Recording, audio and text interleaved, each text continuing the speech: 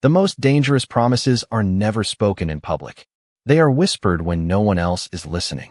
Damian Carter had built his reputation on discipline, absolute control, and one promise that every influential family in the city knew by heart.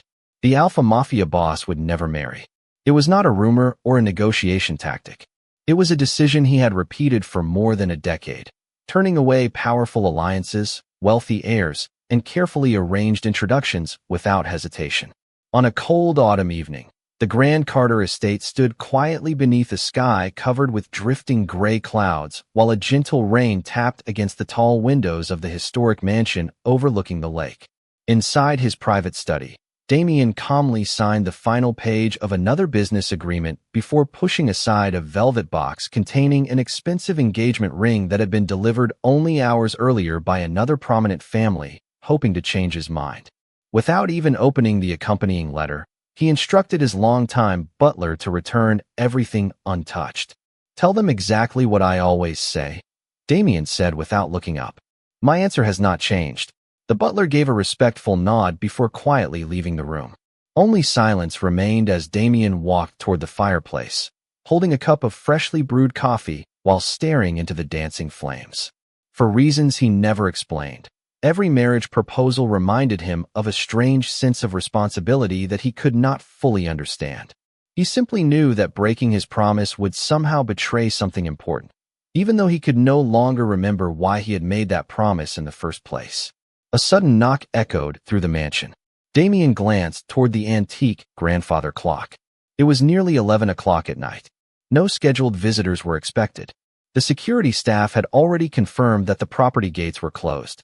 Moments later, the butler returned, his usually calm expression replaced with visible uncertainty. "Sir," he said carefully, "there is a young man standing outside the front entrance. He refuses to leave." Damian frowned slightly. "Who is he?"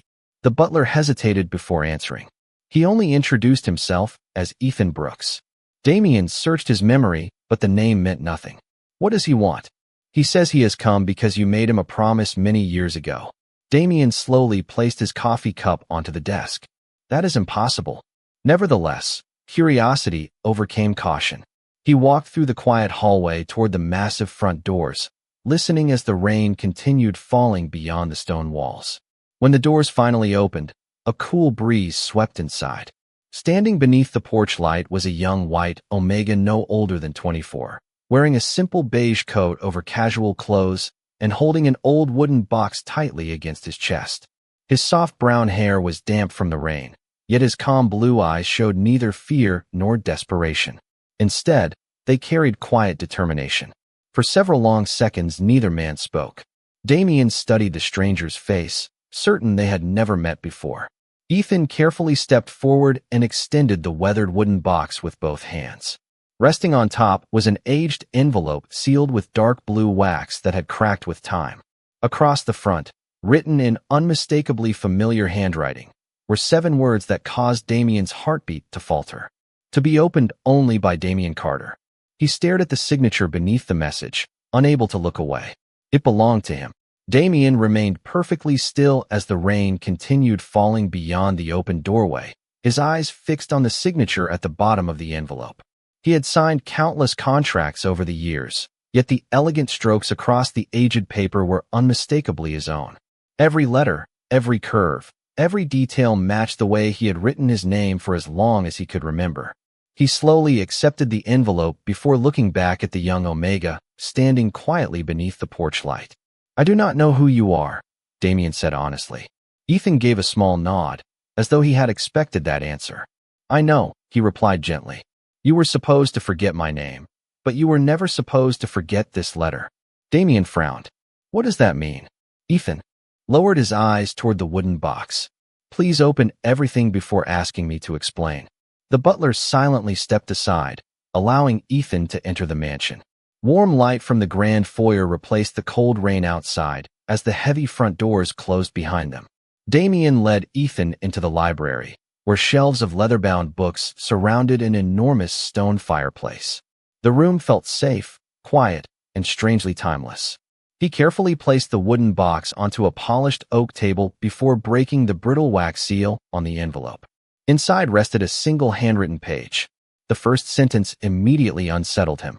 If you are reading this, then I have already forgotten why I wrote it. Damien's breathing slowed. He continued reading.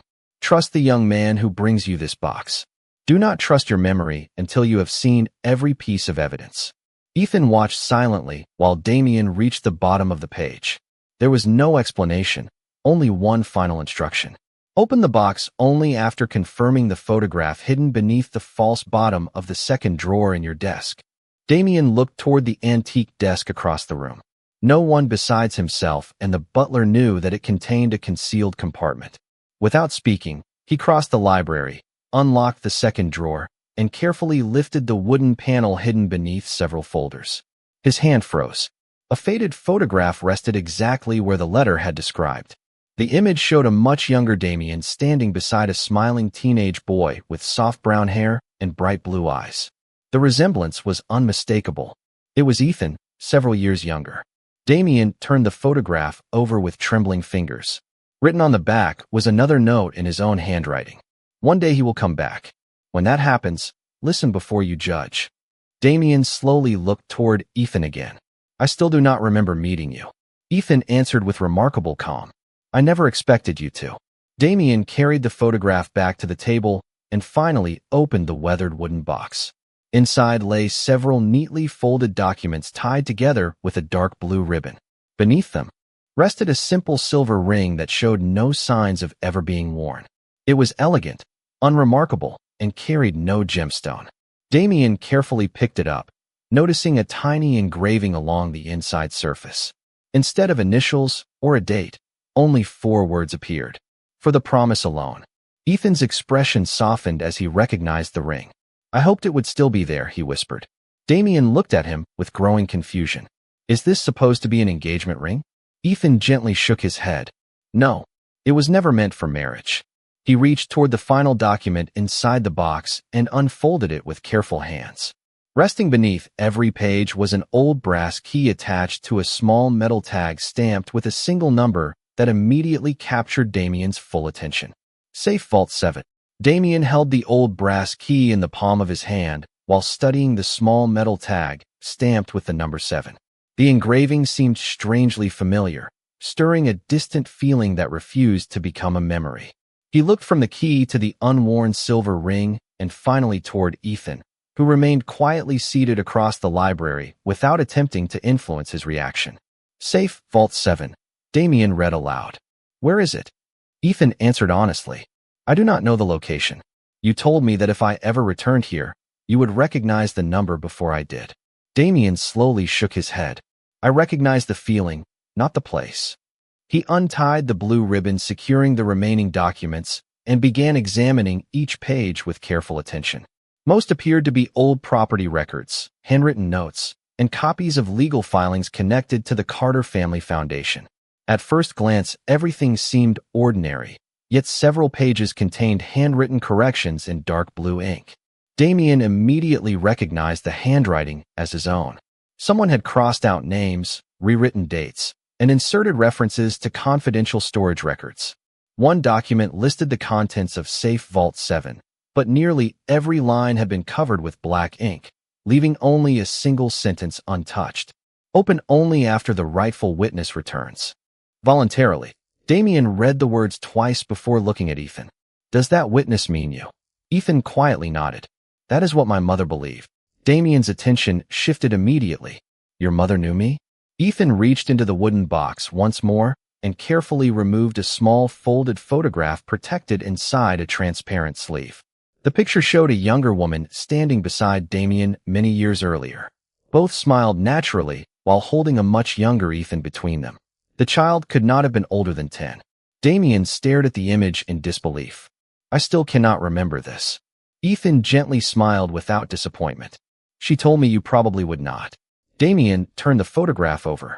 Once again, familiar handwriting covered the back. Rebecca Brooks.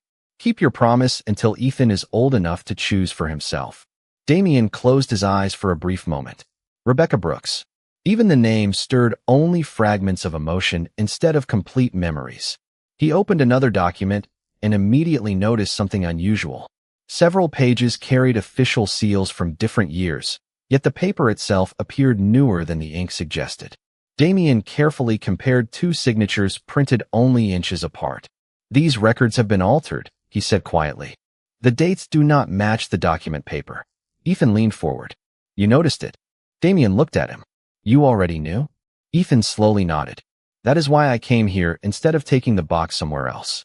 My mother believed only you would recognize the inconsistencies."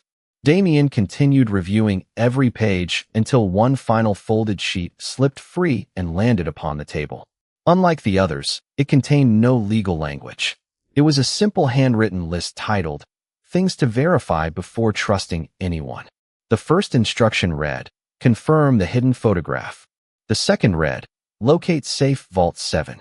The third read, "Never accept copies when originals still exist."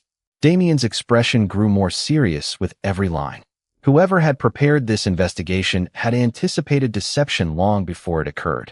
As he reached the final instruction, both he and Ethan fell silent.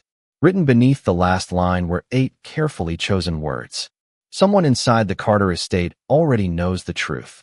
At that exact moment, faint footsteps echoed somewhere beyond the closed library door. Damien instinctively covered the handwritten checklist with the remaining documents just as the library door opened.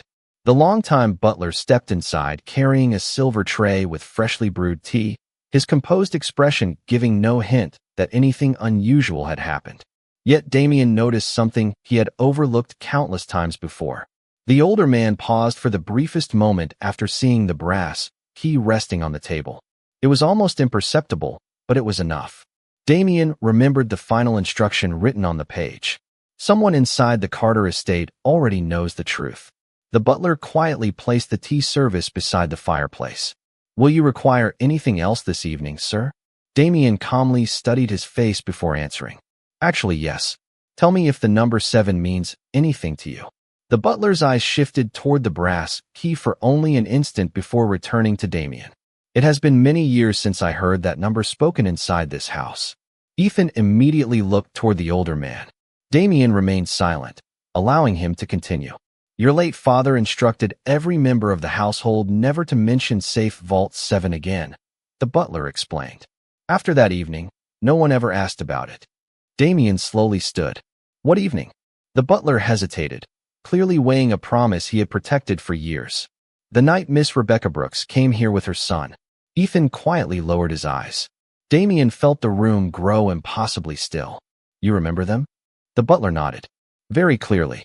The young Omega was frightened because he believed someone had followed them.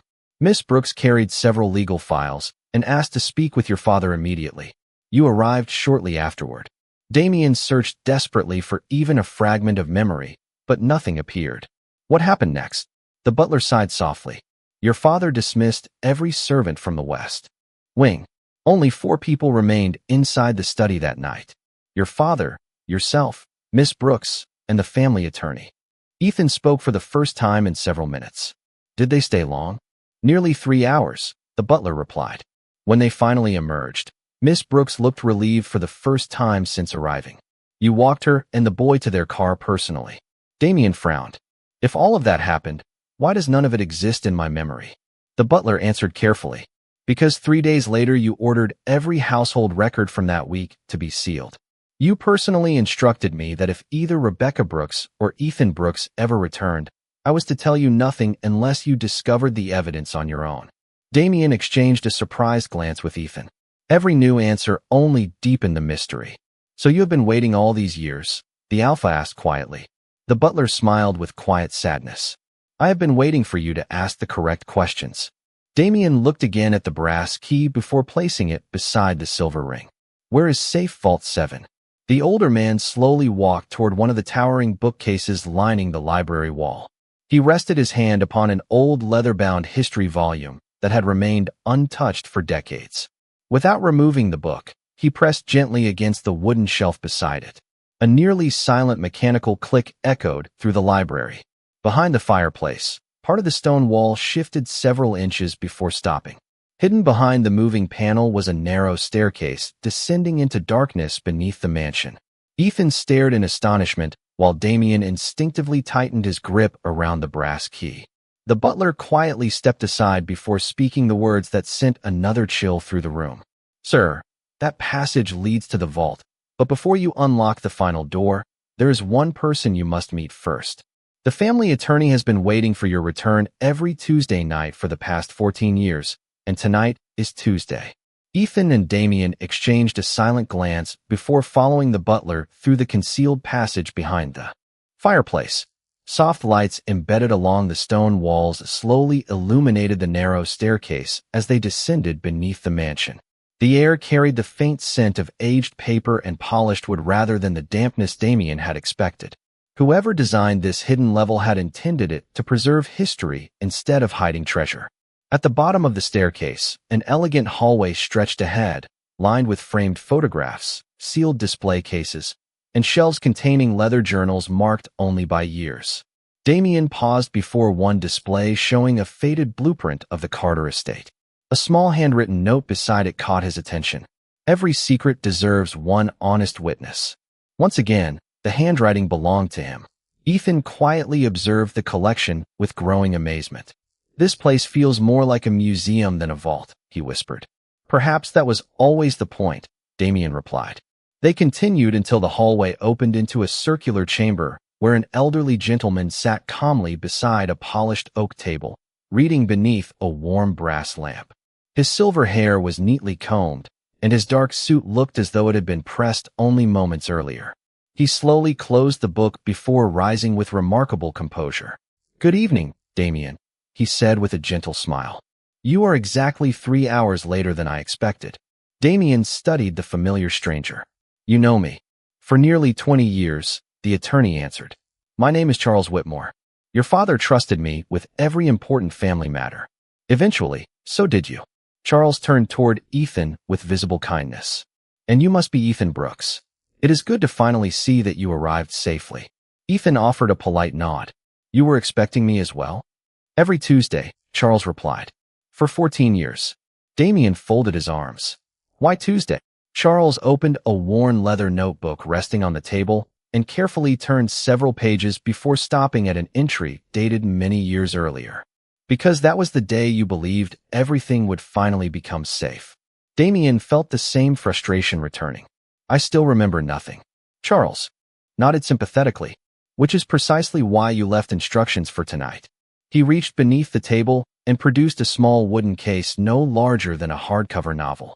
Unlike the first box Ethan had carried into the mansion, this one bore the Carter family crest engraved in silver. A sealed envelope rested on top. Across the front appeared another message written in Damien's unmistakable handwriting. "Open only after Ethan arrives willingly." Charles gently pushed the box toward him.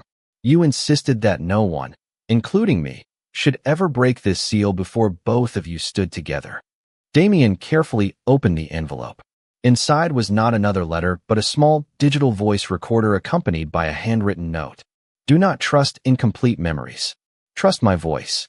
Ethan looked at Damien with quiet anticipation while Charles folded his hands respectfully, as though he had witnessed this exact moment countless times in his imagination. Damien pressed the play button. Static filled the quiet chamber for several seconds before a familiar voice finally emerged from the tiny speaker. It was unmistakably his own, calm, steady, and recorded many years earlier. "If you are hearing this, then Ethan came back exactly as I hoped he would. Before either of you takes one more step, there is something I chose never to write because only the truth spoken aloud can explain why I willingly gave up my own past." The quiet chamber fell completely still as the recording continued. Damien listened to the calm voice that sounded exactly like his own, yet carried memories that no longer belonged to him. "Ethan," the recording said gently, "if you are standing beside me while this message is playing, then you kept your promise, and I am grateful. I know that I probably do not remember your face anymore, but that was a price I accepted willingly." Damien instinctively looked toward Ethan, whose eyes had already begun to fill with quiet emotion. The recording continued without pause. "Years ago, Rebecca Brooks came to me because someone had discovered documents proving that Ethan possessed a legal claim connected to the Carter Foundation. It was never about money. It was about authority over a charitable trust established to protect hundreds of families. If those records had fallen into dishonest hands, the foundation would have become another instrument of influence instead of hope. Charles Whitmore lowered his head respectfully, remembering every word. Damien remained motionless as the recording continued. I realized there was only one way to keep Ethan truly free. No contract, no guardian, and no marriage arrangement could accomplish that. So I created a different plan. Every original record would be separated, every copy would become meaningless, and the truth would remain locked until Ethan was old enough to return by his own choice. Ethan quietly whispered, "My mother always told me no one would ever force my future." The recording answered that thought as though it had anticipated it years earlier. If you returned because someone compelled you, stop listening now and walk away. But if you came because you chose to seek the truth, continue. Ethan slowly nodded. I chose to come. Damien felt an unexpected sense of relief, although he could not explain why. His recorded voice continued. There is another reason I erased part of my own memory. I discovered that people can manipulate information, but they cannot manipulate a decision that has not yet been made. By surrendering my memories, I guaranteed that when Ethan returned, I would judge him only by the person standing before me instead of old expectations or obligations. Damien closed his eyes briefly. For the first time since Ethan arrived, his confusion was replaced by admiration for the man he himself had once been. The recording reached its final minutes. Damien, if you still value honesty, do not allow Ethan to leave this estate until every original document has been recovered. He deserves answers before he makes any decision about his future. Do not protect him by controlling him. Protect him by giving him every truth. The message ended with several seconds of silence before one final sentence played. When this recording finishes, unlock the second vault because everything you need has been waiting there. Charles quietly stood and walked toward the far side of the circular chamber where another reinforced steel door had remained almost invisible within the stone wall. Unlike the first vault entrance, this one required both the brass key and the unworn silver ring. Damien inserted the key while Ethan carefully placed the ring into a matching circular recess. A soft mechanical sound echoed through the chamber before the heavy door slowly opened inward. Instead of shelves filled with valuables, the room contained only a single wooden pedestal supporting a sealed archive box and a framed certificate resting beside it. Damien stepped closer until he could clearly read the elegant title printed across the document. It identified Ethan Brooks as the sole beneficiary of a confidential Carter family educational trust established 14 years earlier, bearing Damien Carter's signature and one line written by hand beneath it. Deliver only after Ethan chooses his own future. Damien carefully lifted the framed certificate from the pedestal, reading every line as though each word might restore another missing memory. The confidential educational trust had been established 14 years earlier with a value large enough to provide opportunities for generations, yet every condition written into the agreement focused on freedom rather than obligation. Ethan would receive complete authority over the trust only after reaching adulthood and making every important decision without pressure from the Carter family or anyone acting on its behalf. Damien slowly looked toward Ethan. You were never supposed to inherit my family fortune, he said quietly. You were supposed to inherit the ability to build your own future. Ethan accepted the document with both hands, his expression filled with gratitude instead of excitement. My mother never mentioned money, he replied. She only told me that one day I would understand why someone believed I deserved a choice. Charles Whitmore stepped beside another cabinet built into the stone wall and unlocked it with a small brass key from his pocket. Inside rested several leather folders marked as original records. He placed them upon the table one by one. These are the authentic documents, he explained. Every altered copy you discovered upstairs was created to confuse anyone searching for the truth before Ethan returned voluntarily. Damien opened the first folder and immediately recognized additional inconsistencies.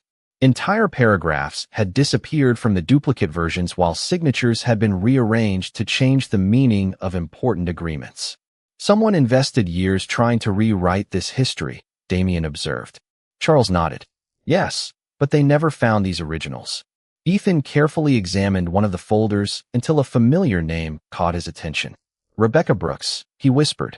Tucked inside was a handwritten letter from his mother addressed to him. With Damien and Charles quietly waiting, Ethan unfolded the delicate paper and began reading silently. After several moments, he smiled through quiet emotion before handing the final page to Damien. At the bottom, Rebecca had written a single request. When the truth finally reaches you, do not spend your life repaying old promises. Spend it creating new ones that belong to your own heart. Damien remained silent for several seconds. Those words seemed to answer questions he had not even known how to ask. He finally understood that every decision his younger self had made had been designed to protect Ethan's freedom instead of controlling his destiny. The forgotten promise had never been about arranging a future. It had been about making certain that Ethan would one day stand as an equal with the right to choose every path for himself. Ethan gently closed the folder and looked around the quiet chamber. Then my journey is finished, he said with peaceful certainty. I found the truth my mother wanted me to know. Damien felt an unexpected weight settle in his chest. What will you do now? Ethan smiled warmly. I will leave tomorrow morning. You fulfilled every promise without even remembering them. There is nothing more for either of us to prove. The words echoed through the chamber with surprising finality. Charles quietly lowered his eyes, sensing what Damien had only begun to realize. Somewhere between the unanswered questions, the recovered documents, and the quiet courage Ethan had shown throughout the night, the stranger standing before him no longer felt like a visitor. Damien watched as Ethan carefully returned Rebecca's letter to its folder, unaware that each passing minute made the thought of saying goodbye far more difficult than the loss of every forgotten memory. The first light of morning spread across the Carter estate as Ethan quietly packed the few belongings he had brought with him. The old wooden box, Rebecca's letter, and the original trust documents rested neatly inside a simple leather bag.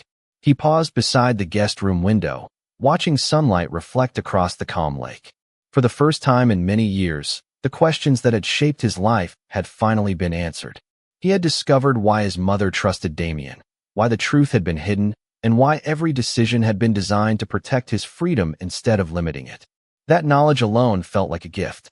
Downstairs, Damien stood alone in the library where everything had begun only hours earlier.